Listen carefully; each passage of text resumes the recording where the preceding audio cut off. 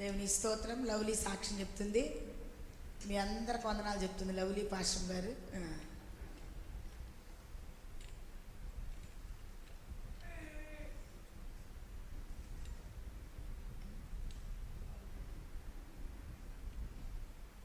Lovely అభిషేకం తీసుకుంది దేవుని సన్నిధిలో.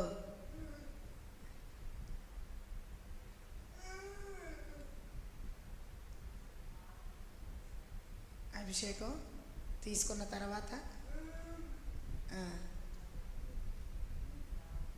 దేవుడు ఆ బిడ్డను బలపరిచి సేవకు వెళ్ళటానికి కృపనిచ్చాడు. తెక్కలపాడు ప్రాంతం వెళ్తా ఉంది లవ్లీ. అభిషేకం తీసుకున్నాక బలంగా అందరి కోసం ప్రార్థన చేస్తుంది లవ్లీ. దేవునికి స్తోత్రం. హల్లెలూయా. మంచి ధైర్యాన్ని ఇచ్చాడంట దేవుడు లవ్లీకి. మంచి బలాన్ని ఇచ్చాడు. బాగా ఎక్కువ ప్రార్థన చేస్తుంది లవ్లీ.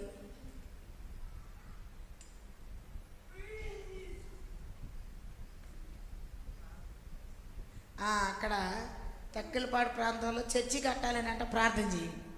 ప్రతి వారం అక్కడికి వెళ్తా ఉంది లవ్లీ. మరి ప్రతి ఆదివారం ఆరాధన జరుగుతూ ఉంది అక్కడ స్థలం కొనాలి, మరి మందిరం వేయాలి. తెక్కలపాడులో ఆరాధన జరగాలి. అక్కడ ఏసే అద్భుతం చేయనట్లు అందరూ అక్కడ అనేకులు బాప్తిసం పొందాలంట. మీరందరంట గట్టిగా ప్రార్థన చేయండి. స్థలం కొనాలి, చర్చి కట్టాలి, అక్కడ అనేక ఆత్మలు రక్షణ పొందాలి.